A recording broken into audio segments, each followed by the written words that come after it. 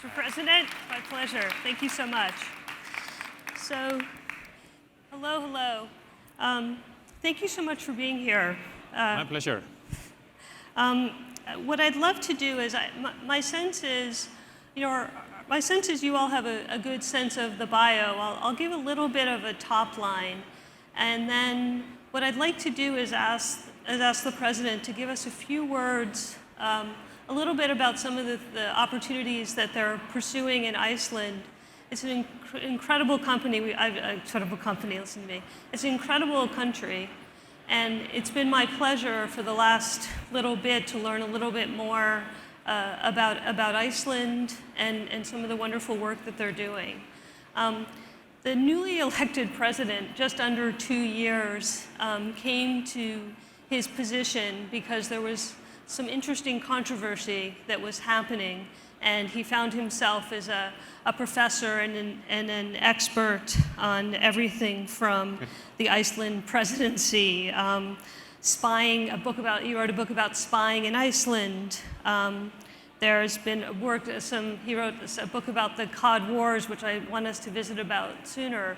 But it's an interesting situation in that he was invited to be a commentator, and just his time in front of the camera and in front of the nation became an inspiration, and I think in that became a candidate.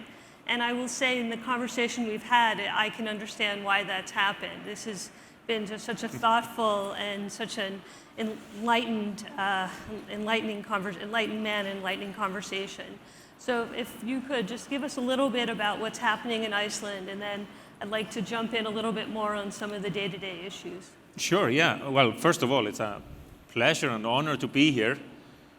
So here I am. I'm representing Iceland.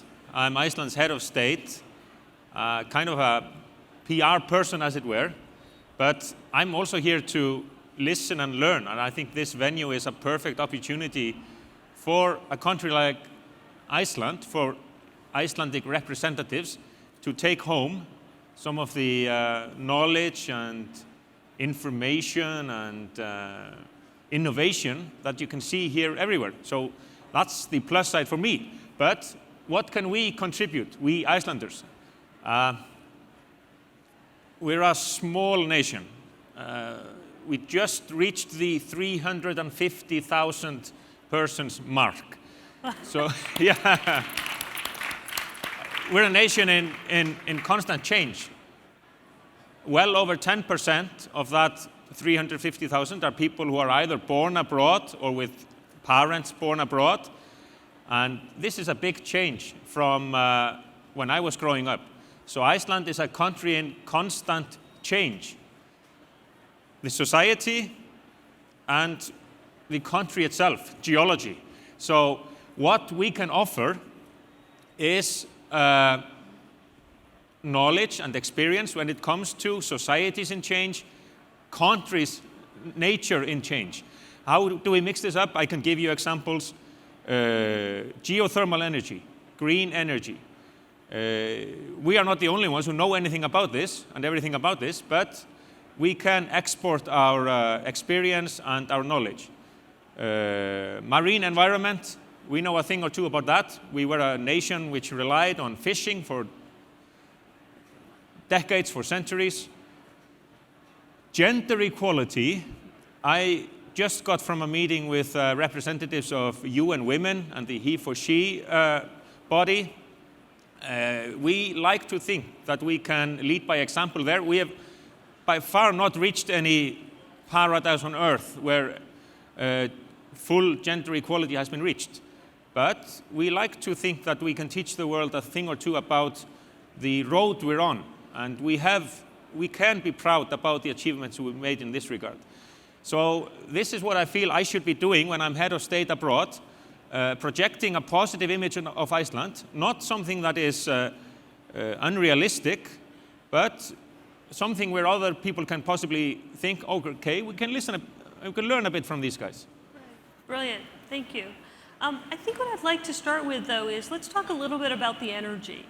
Iceland is in the wonderful position of having so much geothermal, so much, and what is it, a 90% geothermal or 80% geothermal, 20% hydro, and then really the only fossil fuels you're finding in your ground transportation. Could you talk a little bit about how you are, both you with what you started with, a little bit about how you're using geothermal within country, but then also how you're exporting it? Yeah, sure. Well, Iceland was settled in the 8th or 9th century Common Era, and yeah, just a short story. I'm a historian, so forgive me if I go back in time a bit. I know it's my job to look forward, but you know, up to 2016, my business was about looking back. So there we were in the year 999 or 1000, Alþingi, Parliament, on the sort of exact place where East and West meet in Iceland, the North American plate and the European plate. Parliament is there, beautiful place. I encourage you to visit it one day. The chieftains of Iceland are about to adopt Christianity. They decide, yes, we want to adopt this new faith. We're all going to become Christians.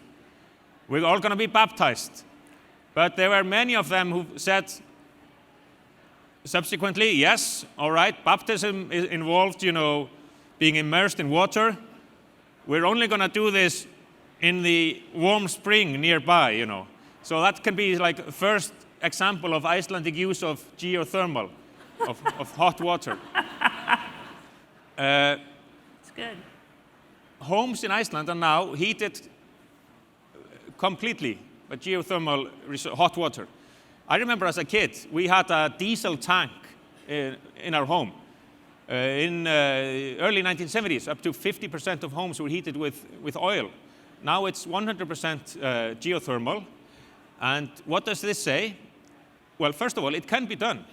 And secondly, it has to be done. Iceland is a small country. Reykjavik, the capital, is a small city. The new cities of the 21st century, they cannot be run on fossil fuels.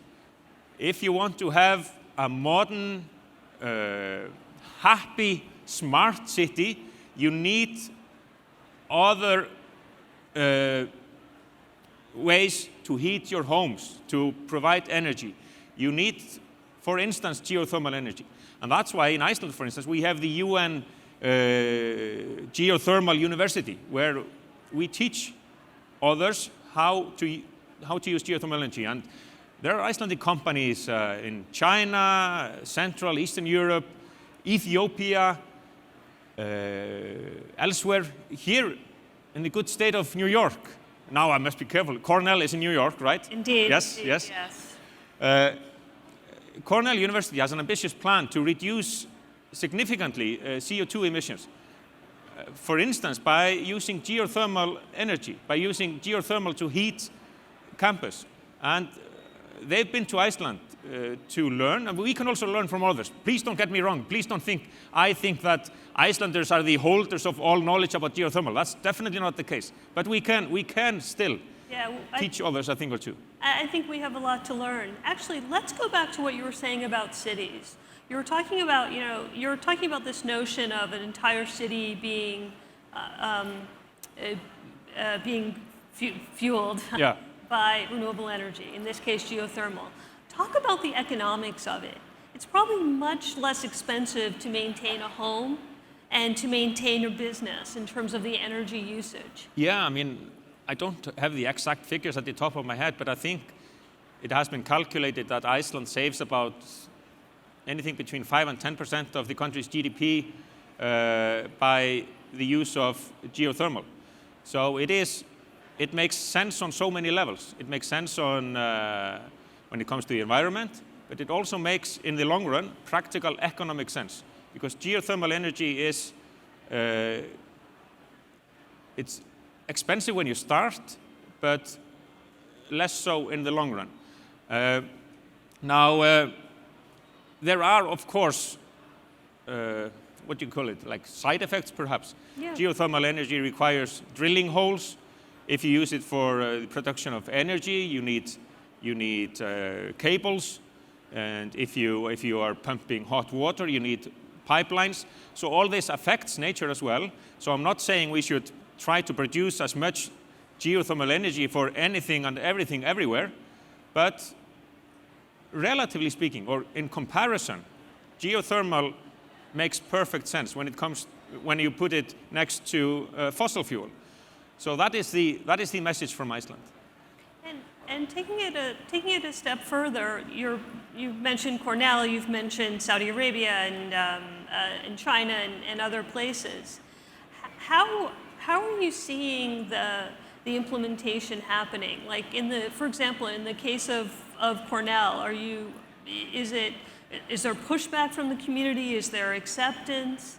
I think one of our challenges in the U.S. is you talk about geothermal. I was looking at statistics that go back, not quite as far as you went. I can't quite go back that far, but into the late 1800s, and I'm sure there's other, not being the good student, I don't know how I would do in your class. I don't know how much, I don't have data previous to that, but there seems to be a full implementation, and I think one of the challenges we have in the U.S. is that we don't understand geothermal, we don't understand the infrastructure, and there's a concern. Have you seen that in other places? When you talk about the geothermal university, what types of things are they teaching folks from outside? Well, it's I'm a historian, so it's the engineering side of it I haven't got a clue about, but that's what they're teaching. Right. Take China, for instance. In this century, we will see rapid, constant, massive movement of people from the countryside to the cities. The Chinese authorities are well aware of this. They are constructing basically new cities. You know this as well as I do, or better probably.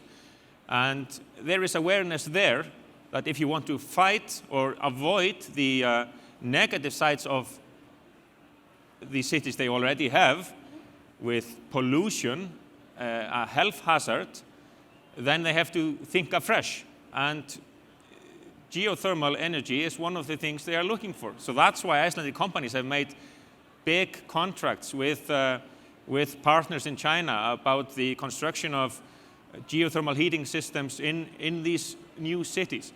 So this is the knowledge we're spreading, and it is of economic interest to us, but primarily it is the knowledge that binds us together that we need to think in these new green solutions. It's not because we just want to be nice, it's just because it's the only way. Absolutely, absolutely. Let's shift a little, again, sticking with our smart cities theme, and talk a little bit about tourism. Yeah. You're talking about a country just over 300,000, and you're talking about tourists annually that exceed 2.5 million. Yeah, exactly. 350,000 people. I mentioned before that we were a nation that relied on fisheries. So the caught quota for last year was 250,000 tons or so. The amount of tourists last year was about 25,000 tons. Jesus. They are more important though. Well, we have this catch and release program though. It has created challenges. When I was born in 1968, we had 40,000 tourists coming to Iceland.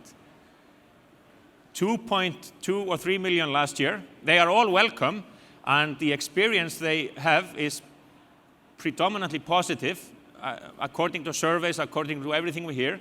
But it's putting a strain on the economy, and more importantly, on nature and infrastructure. So the big increase in tourism has imposed challenges for us. And this is maybe where we can learn from others who have already big experience with, or good experience with mass tourism. What should we do? Should we impose like some restrictions? Should we try to divert traffic? Most tourists, or practically all tourists, come flying in to Keflavik Airport, close to Reykjavik. They stay in Reykjavik or the southwestern part of Iceland. Should we try to diversify a bit, get people to visit other parts of the country? Should we impose quotas on how many people can walk a popular hike in the interior and so on and so forth? Because we want everyone to have a pleasant experience. And many people come to Iceland to sense the majesty of the interior, to be in unspoiled nature all by yourself. And that is fantastic. I've experienced it. It is out of this world. But you cannot be alone by yourself when there are hundreds of people around you trying to be alone by themselves. Right. So how do we control or manage so that everybody has a pleasant experience, and more importantly, so that we do not harm nature for good? These are all questions we have to face now.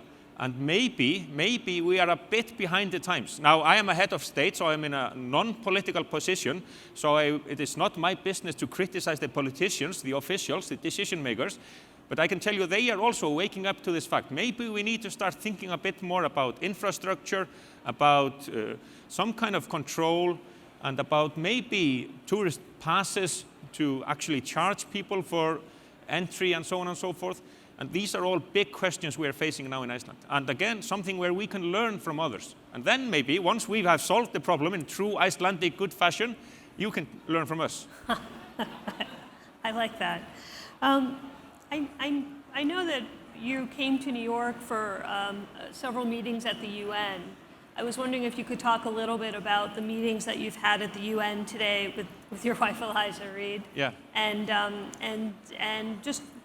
also your history with we're talking about gender equality. Iceland does really just a brilliant job in addressing gender equality, whether it be on corporate boards or at the university level. And so if you would just talk a little bit about that, I feel like we have a tremendous amount to learn about that in the US and beyond. Yeah, so here I'm in New York, and it's a wonderful experience. I wish I had more time, but this morning we had, like I said before, a meeting with representatives of the He for She campaign, which is about sort of getting us men in position of influence and authority to do the right thing and campaign for gender equality and create awareness about that, UN Women as well. Tomorrow there will be a gala dinner at the American Scandinavian Foundation where we sort of look at Iceland and the Nordic experience in general. Iceland belongs to the Nordic region: Norway, Sweden, Denmark, Finland, Greenland, the Faroe Islands. So we're part of that family. But yes, okay, I know we have not much time. Gender equality. Here I am, President of Iceland. In 1980, Icelanders elected, very wisely, a woman for president, the first female elected head of state. Her name is Vigdís Finnbogadóttir. She's still going strong at the age of 88, a true and passionate believer in gender equality. The future of the Icelandic language, I forgot that. We will have a session tomorrow on the future of the Icelandic language, because we're a small nation, like I mentioned a couple of times before. We need to protect our language. And in the digital world, unless we get Icelandic into our mobile phones, our machines, our gadgets, Icelandic will not survive. But I'm sidetracked now. Gender equality, Vigdís. There were people in Iceland who felt and asked themselves, sort of conservative elements, let's say, can a woman be president? And also, Vigdís was a single mother. She was a divorced single mom. Can a person like this be president? And some people said, no way. We need, first of all, a man as president. And it has to be a couple. And there was this story told. A guy wrote in the newspaper section, letter to the editor. Let's suppose we elect Vigdís as president. And traditionally, the first head of state to visit Iceland is the head of state in Denmark, the Queen of Denmark. And so the Queen of Denmark will arrive in Iceland with her husband, Prince Henrik, and this was in 1980. And what will happen? The Queen will arrive in a motorcade, and there the new president, Vigdís, will stand there on the steps of the presidential residence, and she will go one step and greet the Queen. Your Majesty, good to see you, welcome to Iceland. But who's going to greet the prince? There will not be a single person next to Vigdis. There has to be somebody next to the president. So Vigdis said, all right, we have an issue here. Let's just solve it. Let's think in solutions. I will greet the queen. I will move one step to the right and greet the prince. So maybe that's the message from Iceland. Let's just think in solutions. We have issues, yes, and maybe when we think about them, the problems aren't so big. We are small, yes, we are few. We do not play a big role on the international stage, but that gives us an asset. I think what we in Iceland have to do is to turn our smallness into our strength. There are so many positive advantages to being a compact, small nation that argues about anything and everything, but when it comes to the big issues, we like to stick together and stand together, and I see that also as my role. Like, presidents can do anything, practically anything, but in my position, I would like to think that it's the role of a president to make people feel that we're in this business together, that everybody has the right to express herself, himself. We have a duty to help each other. We have a duty also to let everybody flourish. Let people realize their dreams. Let's allow people to become rock stars, soccer stars, rich, whatever. But when people need assistance, we are there to help. So there is this combination of a welfare state, a strong welfare state, but individual freedom as well. And that, I think, should be the message from Iceland and from the Nordic region, and something others can learn from.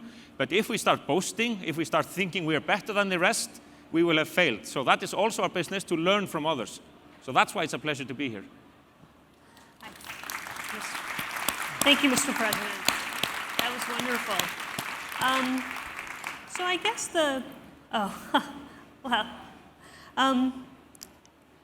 I guess what I'd like to sort of, I understand I have a flashing red light coming at me, but I guess so I understand what I'm being told, yes, of course. Well, let's just see who wants to stop me now that I know, right, now that you're so on fire. I guess the last bit is, you know, here you have an audience of people, as we talked about before. You know, you have elected officials like yourself. You have some corporate people. You have folks from all over the world. What is the last, talking about you are 100% fossil-free country. You have a few cars, okay? And you're dealing with some transportation, but what would in moving? There's one main city. There's most people live in the city. You have the spokes going out. What would be your advice to some of the other cities that are looking more into bringing in renewables? You know, looking at what are some of the lessons learned? Well, I mean, think in solutions. I mean, the way things have been done are not necessarily the only thing you can do things. I mean, we in Iceland are blessed with geothermal because it's so blatantly obvious. We have volcanoes, geysers, hot springs, but geothermal energy is below us all. You can use this resource in so many locations. And also think solar, think wind, think even, wave power, like the ocean can create energy which can be used to create a good city. So, our message would be to think in solutions like this.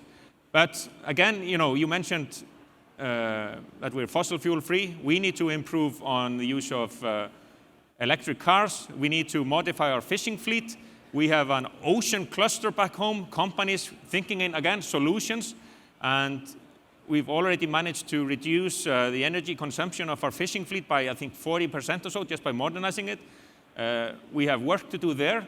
So let's just not rest on our laurels and think that we have, solved everything. Let's just continue down the road of green energy because it makes sense, not because it's the right thing to do. Wonderful. We'll leave it there. Thank you so much, Mr. Thank you. President.